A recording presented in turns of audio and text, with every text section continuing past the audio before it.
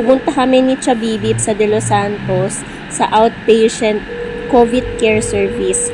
Kasi sabi ng doktor para makita niya ako tsaka makapag-laboratory na rin ako and mabigyan ako ng tamang gamot.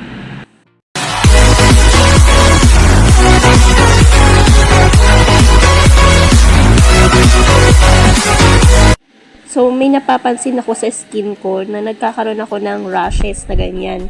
So, pinahinto yung gamot ko. Tapos, medyo nahihirapan ako talagang huminga itong araw na to. Grabe. So, talagang sinabi ng doktor, kailangan ko magpunta ng De Los Santos. So, yan. Andito na ako sa De Los Santos. Yun. Nilaboratory ako ng CBC, creatinine, EBG, at saka X-ray. So, para ma-check mabuti kung ano ba yung kailangan na gawin or itutuloy bang home quarantine ko or kailangan ko na talaga sa ospital. So, habang nandito ako, kinukuhanan ako ng mga blood test at saka yung X-ray ko. Yung kumukuha sa akin ng dugo, sabi niya, naku, nakita ko yung pangalan mo.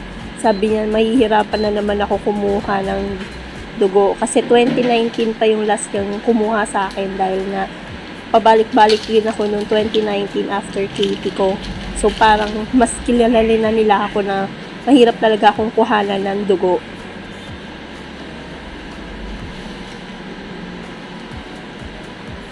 Saan ko nagpuro? Okay po.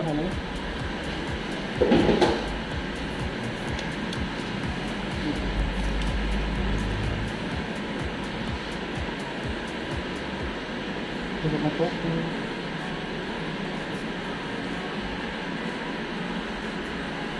So yun, sa wakas nakuhanan agad ako ng dugo. Hindi naman ako nakailang beses na natusukan. So, natusukan ng marami dahil nga may pinahabol yung doktor. Ito yung buong area ng COVID care service dito sa may De Los Santos. So, makikita nyo, ang dami talagang mga nakatakip-takip, 'di ba? Tapos, talagang hiwalay-hiwalay. Ako lang yung tao dyan ngayon eh.